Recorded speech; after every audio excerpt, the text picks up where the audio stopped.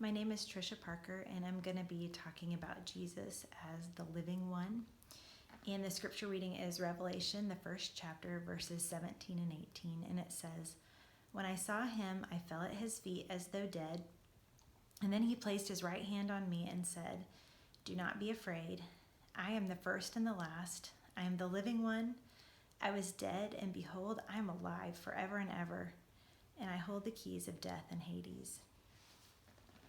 I think many of you know that last year I was diagnosed with a rare and aggressive form of cancer. And it's been one of the hardest years for me and for my family. I've been through a lot of really hard cancer treatments. And I've had a lot of thoughts and feelings to process. I don't think I've really landed yet. I've had to think about my own death, not as hypothetical, but as a reality. I think a lot of us are thinking about death differently right now with coronavirus going around.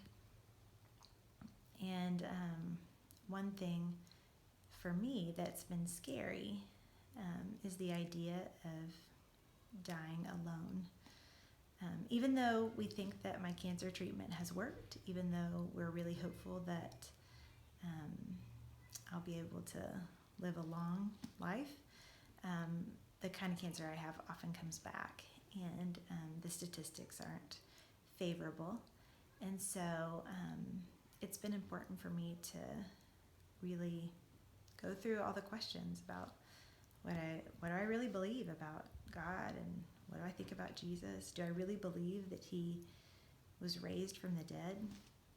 And when I read this chapter in Revelation, it was really comforting to me, because it talks about how Jesus already went through the thing that we're all going to go through one day, through death. He's already died, and then he rose again. And I don't have to do it alone, because Jesus is already there, and I already know him.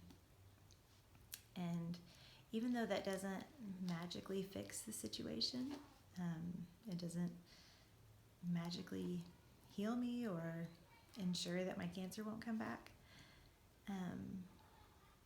it feels so different knowing that Jesus is real and alive, and that he's there waiting for me.